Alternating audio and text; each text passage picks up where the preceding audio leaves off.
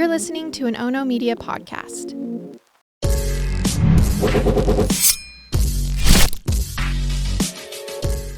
Good morning, and thanks for joining me for Rise in Crime, your morning caffeine hit all about crime. I'm Mama Jules, and the South, or at least what I call the South, came in big with youth crime this week. 2 horrific teen violence cases, one ending in death and one ending in community outrage. And then we can look at the case that several of you asked me to cover, the disappearance and eventual murder of another young woman with a bright future in Philadelphia that was snuffed out following some flirty text exchanges. All right, let's start in Jefferson County, Alabama. That's about 15 miles east of Birmingham in the smaller town of Pinson. That's a city with about 7,000 residents of southern rural charm. And how many of these small rural towns center their Friday nights around football? Friday night lights, the frenetic energy, pulsing with cheering crowds and thumpings of school bands. In Pinson, Cleveland High School serves 1,200 students ages 14 to 18 years old. On the weekend of October 18th, several Panther students were gathered in a secluded wooded spot that the locals call the Pit. That's a rural area just off Highway 75. Friends, or so-called friends, were gathered around those crackling flames. They were laughing, partying, music was booming from a car stereo. That night, 18-year-old Kimber Mills, with her bright smile, was hanging out with her high school friends. Big plans to attend the bonfire with her other cheer friends because Kimber's a star cheerleader and a track star. Her dreams weren't ending in high school because she had already applied and been accepted to the University of Alabama. She had a goal to study nursing. And she also had the infrastructure to be successful. Parents and siblings, aunts and uncles, all cheering on her future. But that Saturday night, that future ended under the burning embers of the bonfire. Now, I know I said Saturday, October 18th, but technically that was the day they gathered for the bonfire. The night of celebration had stretched past midnight into Sunday, when the party around the bonfire, with an estimated 50 to 60 Cleveland High students and recent graduates, well, that party erupted into mayhem. See, amongst the smell of burning wood and teenage energy, there was an outsider, someone who didn't seem to fit in with the crowd that had gathered. 27-year-old Stephen Tyler Whitehead was a local to Pinson. Now, he's been called Stephen, and he's also been referred to as Tyler in different media sources. I'll use his given name, Stephen, for the podcast. Just know you might hear it differently depending on the source. Now, I said he's a local. I know my kids would have called him a townie, the name given to those who never really move on past high school. Now, I don't know if you have a name for someone like Stephen, but when I say townie, I don't mean what they're doing with their lives is all bad. Stephen had been described as that kid that really doesn't have a violent history, at least a criminal violent history, but he does kind of have a reputation of being a little volatile, a little unpredictable. And when you mix this kind of energy with a little bit of alcohol and maybe some other substances, volatility is unfortunately heightened sometimes. When Stephen pulled up on the bonfire at the Pit, reportedly uninvited, which I say with gentle effect because I'm not sure anyone really gets a formal invite to these things. But like I said, some witnesses claim he was uninvited. And when he showed up, he sought out Kimber. Now, the reports of how aggressive he was being with his advances to Kimber vary. But the general theme that I am seeing is that Stephen's attention was unwanted. It has been reported that 21-year-old Silas McKay's ex-girlfriend found Silas and let Silas know that Stephen was bothering or harassing Kimber. And Silas said he always viewed Kimber as like a younger sister that he felt the need to protect. And that's what he did at this bonfire. Silas allegedly grabbed a wingman and rushed over to Stephen, yelling for him to get away from Kimber. Silas then allegedly grabbed Stephen by the shirt and tackled him to the loose dirt in a blur of instant rage. Punches were flying. Social media posts report that several young men were pummeling Stephen. News reports say a couple of young men were inflicting damage, so who knows exactly what's happening here. I'm not going to pretend like the potentially drunk young adults are going to be the best eyewitnesses. But the clearest conclusion for me is that Stephen was basically getting the crap kicked out of him. As Kimber attempted to pull the scuffling men apart, Silas's wingman started to break up the fight as well. When Stephen could get to his feet, he came up enraged and drew a handgun from his waistband. At 12:24 a.m., shots rang out. Initially 5 in succession, and then eventually more, which caused teens to begin scurrying everywhere.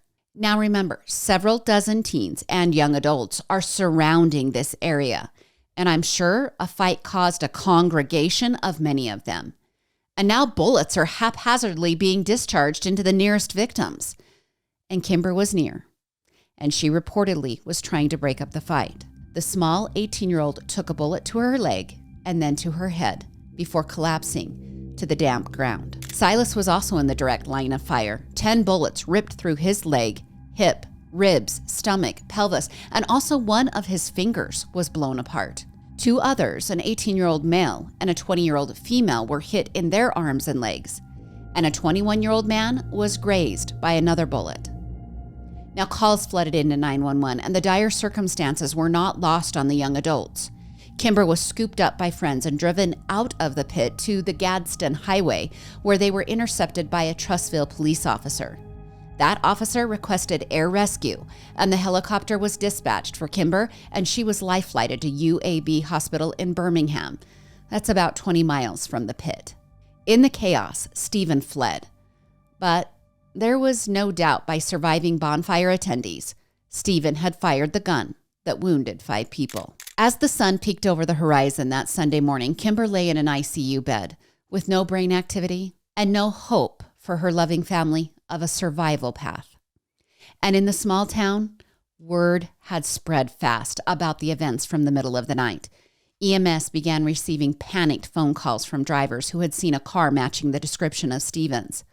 Police descended on the vehicle, and Stephen eventually surrendered to authorities, slowly exiting his car, hands held high in the air, gun still resting in his waistband, blood still staining his clothes. Initially, the 27-year-old gunman was booked into the Jefferson County Jail on charges of attempted murder.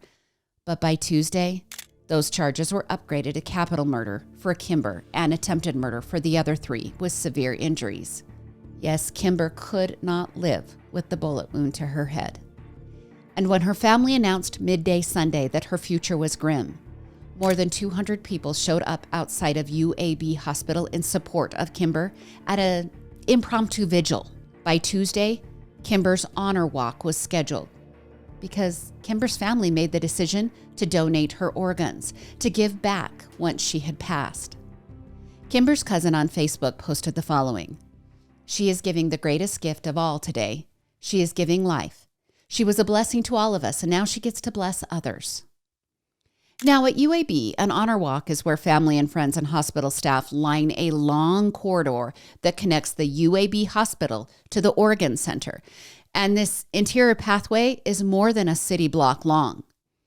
A GoFundMe has raised more than $36,000, and it has since been reported that Kimber's organs, specifically her heart and lungs, were quickly matched to those praying for a life-saving donation. Kimber's heart went to a 7-year-old boy, and Kimber's lungs were matched to an adult woman in New York. Now, since the bonfire on Saturday, and since being stabilized at the hospital, Silas has spoken with the media. Here's what he said about that midnight confrontation. "My ex-girlfriend came up to me at the party and said Stephen was trying to do stuff to this girl, and then she said it was Kimber. My buddy and I found him, and we started fighting him. I grabbed him and put him over my shoulder and had him on the ground. My buddy pulled me off of him, and that's when he pulled his gun out and started shooting. I look at Kimber like she's my little sister. I tried everything to save her. I wish there was more I could have done." Now, Stephen appeared in Jefferson County Circuit Court on Friday. This was for his first formal court appearance and bond hearing before Judge Candace Pickett. He participated remotely from the Jefferson County Jail via video link. This is common for high-profile cases in order to just ensure some security. Now, the judge set a combined bond of $330,000. This for his charges of 1 count of murder for Kimber Mills' death and 3 counts of attempted murder for the other victims. All right, this amount, it was a significant reduction from the initial no bond hold sought by prosecutors under a law called Aniah's Law. Now, in Alabama, this was part of bond reform, and it was aimed at protecting victims in violent cases. So what I'm saying here is they could have asked for a much higher bond, but Stephen was held at a much lower bond. My guess, he's probably not going to be able to produce it anyway. Now, if he does post bond, Stephen will be required to wear an electronic monitoring device, and he'll have to adhere to strict no contact orders with either witnesses, victims' families, anybody who was near the pit. Now, one part of the hearing that I believe is important that you need to hear is that a detective told the judge that Stephen admitted to firing the gun, but he said he fired into the air and didn't fire at anyone specific. However, the detective said they have obtained dozens of statements, and one witness allegedly told police that Stephen, after firing multiple rounds, taunted Kimber's sister by saying, "Bitch, you're next." Again, that is alleged, and Stephen will get his chance to refute these charges. He's been assigned a public defender. Now, I follow a couple of true crime content creators from the South. They do things a little different than I do, but I find it valuable to check their content when I cover crimes in the area. One of these posts has 382 comments, and there are plenty of comments defending Stephen Whitehead. The comments reference a video that circulated from the bonfire that has since been removed from the internet. These commenters are saying that Stephen was ambushed and unfairly targeted. Some say he was invited to the bonfire. Again, I'm not hung up on that, because who really gets a formal invite to these things? Now, some in the comments are saying that the stand your ground law could be used as a defense in this case, meaning Stephen would have felt imminent harm and then the shooting would have been justified. Now, I went to my AI assistant, Grok this time, because I use multiple different services, and when I'm looking up the law and asking Grok questions, Grok actually quoted a legal expert who has seen the video, the one that's been taken down. So this seems helpful, right? This expert said the stand your ground argument would be rated as, quote, weak, since that expert had reviewed the video. He says in the video, Stephen shoots randomly. He's not aiming directly at his aggressors, like Silas and his friend. So he's not aiming at the people that he should be feeling imminent harm from. Also, the expert said that in this scenario, Stephen might be perceived as the initial aggressor. He was, quote, harassing Kimber. So he is the one who began the escalation. Guess what, though? Many in the comments section from the area in Alabama are saying on the video, Stephen appears to be walking away.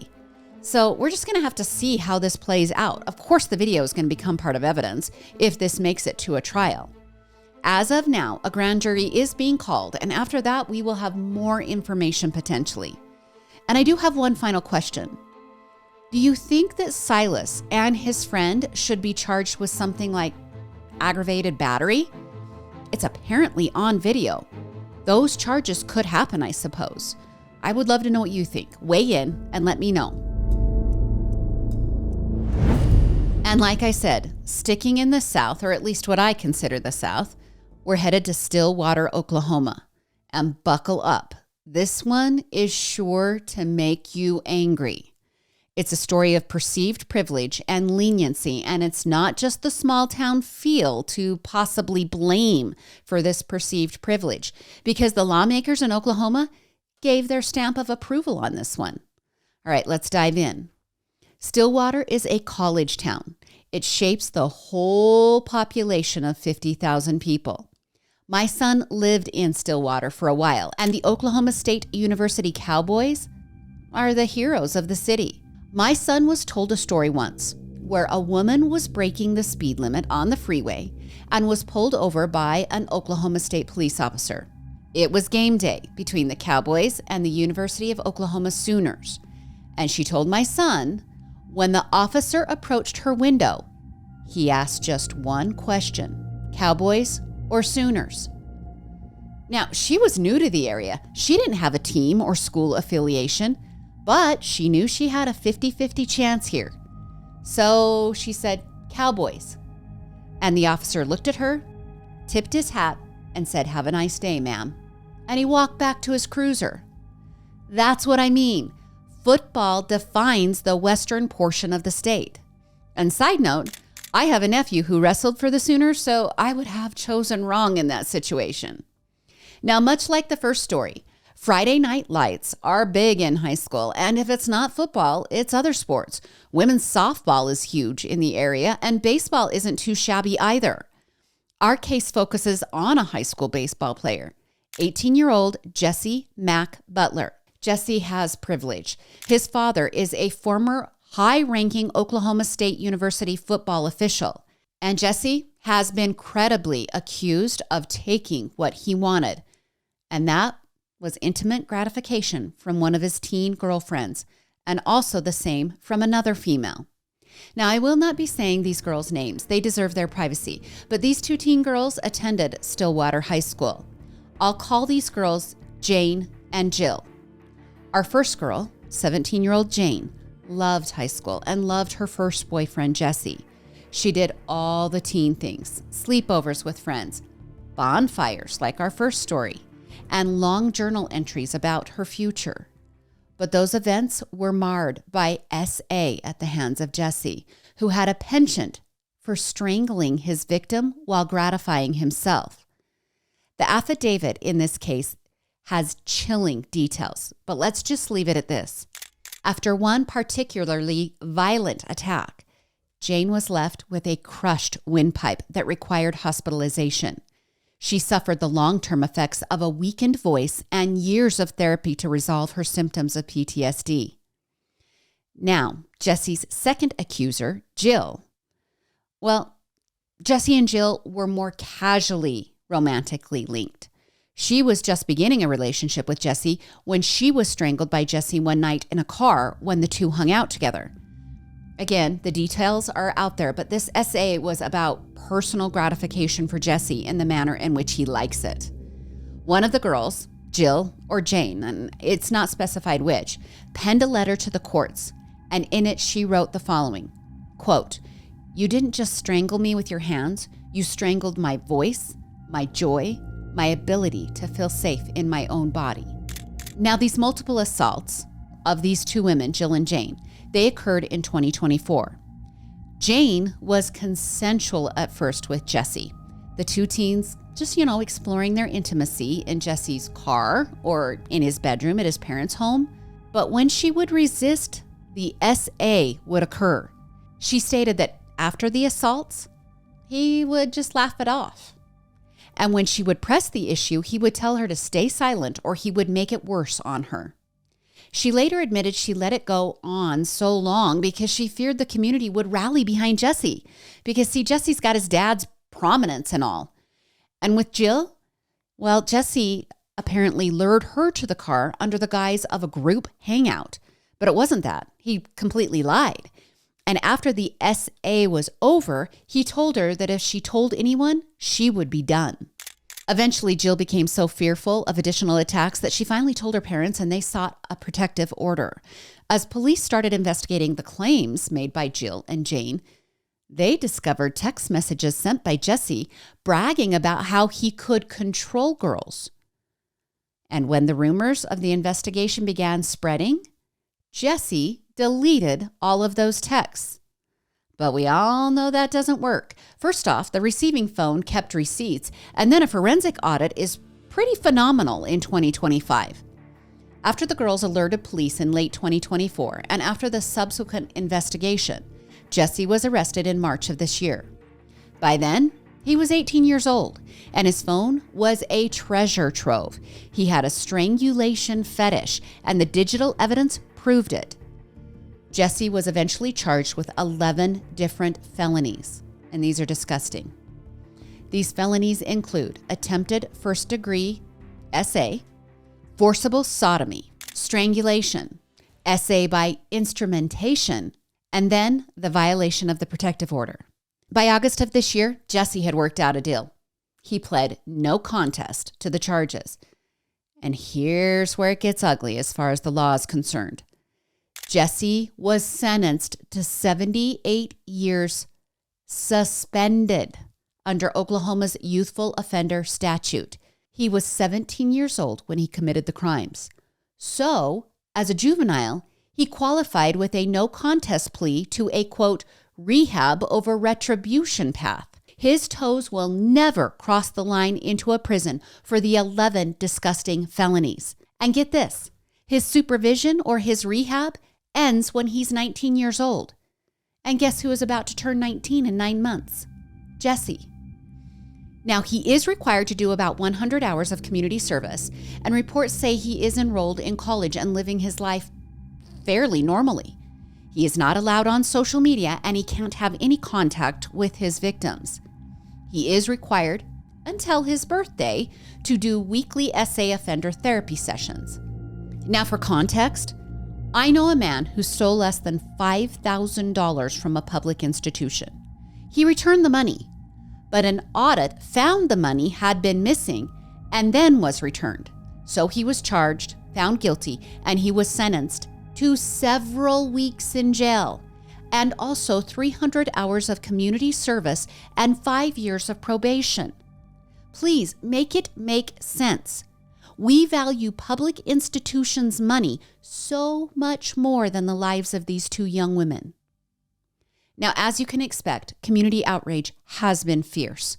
State Representative J.J. Humphrey decried, quote, favoritism that was tied to Jesse's OSU lineage, and that rep petitioned for a grand jury probe into prosecutorial decisions. But the DA defended those decisions that were made in the case, saying that the statute that allowed Jesse to be treated like a juvenile is balanced. She said she prefers counseling over cages. Jesse's father's role as a high-ranking official at OSU ended in 2023, but that hasn't stopped the, quote, good old boys club whispers throughout the conversation surrounding Jesse's SA charges. Now, I can't overstate how prominent both Jesse's father and mother were at the university. And then I stumbled on this during my research. At one point, Jesse posted on his social media the following: 5 feet 9 inches tall, 185 pounds, baseball and weights, but most importantly, God.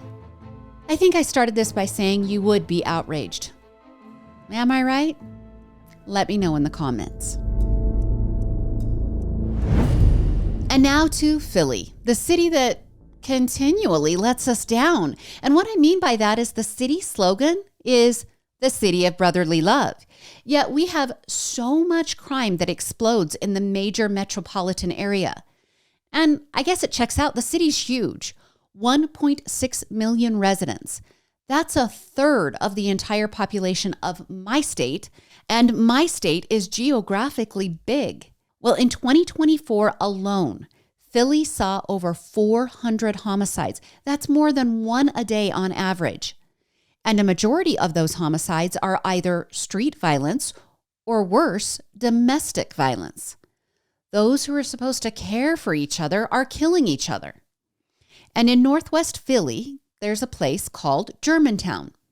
The beauty of this area includes Victorian row homes and the community gardens, but the blight in this area?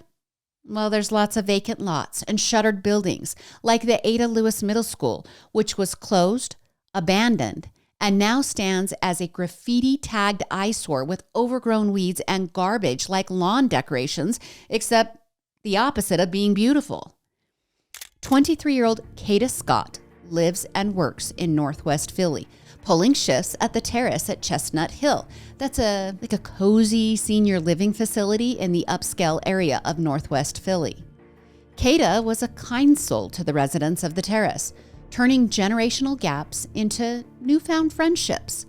Her family said that she loved hearing the residents' stories, and by extension, she was striving to make a sometimes forgotten generation feel seen. Now, Kata graduated from Penn State in 2023, where she majored in communications. And straight out of college, she landed the position at the Terrace, working the overnight shift, bouncing down the hallways, checking on patients, her scrubs adorned with a kindness costs nothing pin. And as she was developing her way in the world, post-graduation, Kata continued to date here and there, but she wasn't tied down to anyone specific. Over the last weeks of September, as Penn State struggled with their opening weeks of football and Kata cheering for them even in their losses, Kata told family that she was being harassed, getting what she called questionable phone calls, sometimes at work in the middle of the night. She said she wasn't sure if the harassment was just spam calls where no one would answer when she said hello, or if it truly was someone trying to possibly scare or intimidate her. Then, on October 2nd, Kata received a strange text from an unknown number. It read, "Hey, it's Kel." Now, sweet Kata responded with, "Who dis?" because she really didn't know anyone named Kel. Those two texts unwittingly opened a dangerous thread of communications between Kata and a 21-year-old man named Keon King. For several days, their texts included funny memes laced with casual conversation in the tone of Philly slang. They even shared a gripe about the horrendous traffic on I-76. But then the texts got a little flirty. And that seems totally natural, right? On the morning of October 4th, Kata playfully texted Keon the following: "Kidnap me again." Now, exactly what that flirtatious text was referring to is probably up to interpretation. Maybe they had met up in person and it was a joke that he was going to kidnap her. Maybe it was just a reference to a private conversation they had shared. But in response to the kidnap text, Keon fired back the phrase, "Better be up too." Now, this exchange happens in the early morning hours of Kata's overnight shift at the terrace. And his response is a little ambiguous, but it could be referring that she was supposed to catch some sleep when she gets off shift, and he doesn't want her to go to sleep. He wants her to be up. Now, the getting off shift happened, and maybe she did sleep. But later that night, around 9:45 p.m., Kata returned to her overnight shift at the terrace. Just 20 minutes into that shift, a coworker overheard Kata's side of a heated phone call. The coworker said Kata angrily snapped into the phone the following: "I can't believe you're calling me about this shiz." But she said the real word. Now, alarmed, but assuming she was just having a spat with a friend, the colleague watched Kata grab her bag and storm out, straight to a dark-colored sedan idling on the curb. Now, that sedan was later identified as a black Hyundai Accent stolen by Keon. Kata slid in the passenger's side door, that door slamming like a trap springing shut. There was no shift handover by colleagues, no goodbye to colleagues, just Kata vanishing into the Philadelphia night. And it was later learned she didn't take things with her. When police checked her car, they found her eyeglasses, an iPad case, her bank card was in her car, and weirdly, there was a half-eaten granola bar resting on the dash. Unbeknownst to her family, those, quote, harassing calls that Kata had mentioned days earlier, well, they were actually from Keon, escalating from flirtation to fixation. Affidavits reveal he stalked her online, bombarding her with 20-plus messages post-initial contact, blending his charm with text that read like this: "You got that smile that lights up the block." But then he would send her aggressive text that read like, "Where you at? We need to link." By October 4th, prosecutors allege he lured her out of work under pretense of a ride home. Then Keon allegedly, quote, moved her against her will, driving to a secluded spot where the Hyundai's GPS pinged near the Germantown woods. Detectives believe, in a rage, Keon shot Kata in the head at close range. Faced with the alleged reality that he needed to hide Kata's body, detectives believe Keon dug a shallow grave behind that abandoned middle school. He conveniently had a shovel in his trunk, according to authorities, and he dumped her body in the makeshift grave, drove the stolen Hyundai to a few miles down the road, and then he torched the car because detectives believe he was hoping to erase the evidence of the gunshot wound and murder. Kata's last digital footprint was recorded at 10:02 p.m. when she shared her location with a friend as the Hyundai traveled near the abandoned school. For the next 3 days, texts and phone calls went unanswered, and Kata's father was beyond worried. He had reached the frantic stage. Kevin hung up missing flyers on Philly street poles. A GoFundMe meant to fund searches for Kata slowly gained steam. Law enforcement used dogs and drones to search for the young woman, and tips flooded into Philly PD, some referencing a gold Toyota Camry that Keon was known to drive. Now, some of those tips included comments about Keon being a crazy ex. By October 15th, detectives were tailing the Camry, and that afternoon, police moved in. They arrested Keon. As he was walked to the cruiser, hands cuffed behind his back, it is alleged Keon smirked and muttered the words, "She wanted it." PPD charged Keon with kidnapping, false imprisonment, and stalking, and his bail was set at $2.5 million. You guys, he isn't making bail. 2 days later, amid dozens of not helpful tips being phoned in, PPD received the break they needed. An anonymous tip simply said, "Check the Woods" by Ada Lewis. Remember, that's the middle school. And then the words read, "Gold car did it." At sunrise, K-9 units were dispatched to the area, and the dogs quickly unearthed a 3-foot shallow grave that had been covered in fallen leaves. Inside lay Kata, in her jeans and hoodie, all of her jewelry still on her body, including a silver Penn State ring. An autopsy found that Kata had died by a single gunshot wound administered by the killer, firing a .38 caliber shell into her right temple. The ME told Kata's family she died instantly. There was no sexual assault that was evident, but Kata did have bruising around her neck, possibly occurring a couple of days prior to her death. Kata was clean of drugs, and her death was ruled a homicide. The bullet recovered from her skull was linked to a bullet in a revolver found at Keon's apartment. Now, diving into Keon's past, detectives learned he often didn't have his own apartment. Most times, he seemed to be crashing at relatives' homes.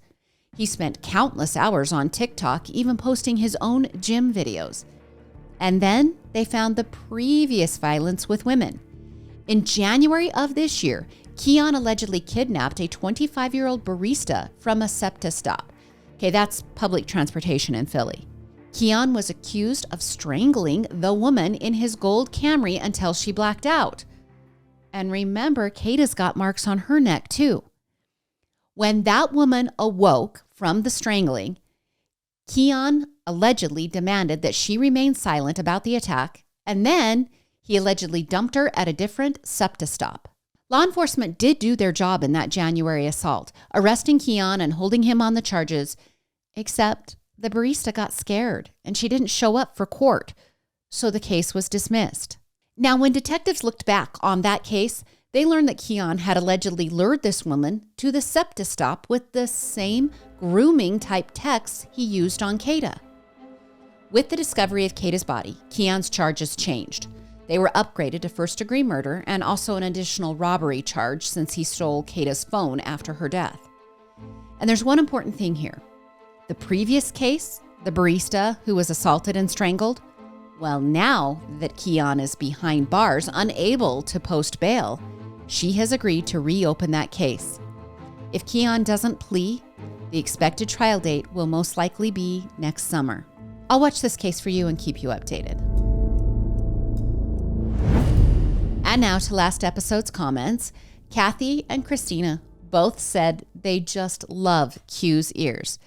You guys, if I ever get a tattoo, it will be a silhouette of those ears, most likely on my rib cage near my heart. And Adrian evoked Garrett's famous saying, "Where are the cameras?" in reference to the Louvre jewelry theft. That heist has been comedy gold on TikTok, with people narrating how the whole thing went down. And Mel had a great point about it. She said it wasn't the thieves that were sloppy, it was the security that was sloppy. I even saw people joking that they would buy the Louvre a Ring doorbell system if it would help. And then to the other story, the needles in the candy.